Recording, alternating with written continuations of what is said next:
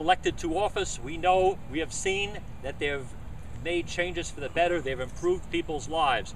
And we're very pleased to have the mayor of Greenwich, New York, with us, David Doonan, who will say some words. Thanks, Scott. Welcome, everybody. Even though I'm the mayor of a village of only about 1,800 people, there still is quite a lot that can be done, even at that local level. Some of the things we've been able to accomplish, right now we're installing a solar array through a grant at our water plant. That should be up and running hopefully within the next month. We're applying for a grant for a similar project at our sewage plant. We've gotten a grant from the New York, it's called a New York Home Grant, which is available from New York State, and that provides loans to low interest, provides money for home improvements for income qualified single-family homeowners for such things as new roofs, new boilers, paint jobs, and code violations. All of that provided at zero cost to the homeowner. One of the first things that we also did is we switched our money from a multinational bank to a locally owned bank. I felt that since with all the crisis going on in Wall Street and all the negativity about all the loans going out to the banks and none of it coming back down to Main Street, we needed to put our money in the hands of a local bank, and that's one of the very first things that we did. And I encourage other communities throughout the country to do that. We also have developed a community youth center in the basement of Village Hall. It took about 6 months to 9 months of work behind the scenes to get that done. The whole room was rehabbed with volunteer labor. In cooperation with a non-for-profit that's gotten started, we've hired a youth coordinator, and the emphasis on that particular program is on the digital and performing arts.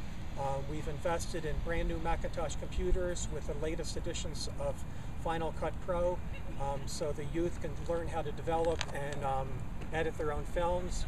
We have a complete sound system for local bands to come in and perform, and the director is applying for a grant that, if successful, will be able to open up a low-power community-based radio station that will be run by the youth to talk about what's going on. A lot of that was really the outgrowth of 3 drug overdoses a couple of years ago. We lost 2 of our young adults.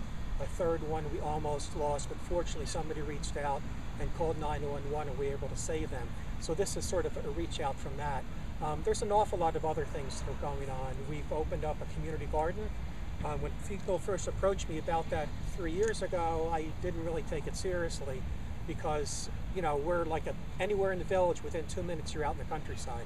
But people came back again, so I said, okay, there's a serious need for this. So we opened up a community garden on a village-owned plot. The DPW ran water into it, which is really critical. The garden's in the 2nd year now. It's been a tremendous success. And one of the things that I love most about it is there's a certain percentage of it that actually gets donated to the local community food bank for the people that really need the food, that can't grow it and obviously have trouble purchasing food on their own. So there's a lot of things going on that are volunteer driven that really have brought the community together in a way that hasn't been there before.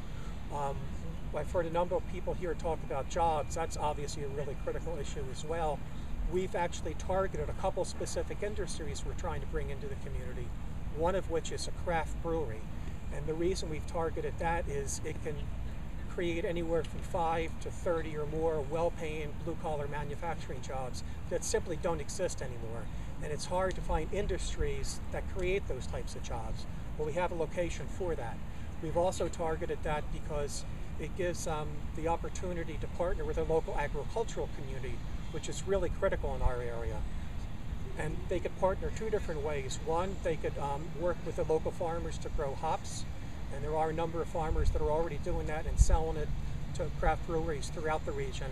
And then a lot of the leftover material from the brewing process can be passed back onto the farmers for mash or for food or for fertilizer. The third reason we targeted that particular industry is these craft brewers have become tourist magnets in the same way that wineries have become. So this one simple little industry can actually positively affect our community in 3 different ways. So these are just some of the things that are going on, you know, in little teeny tiny old Greenwich, New York.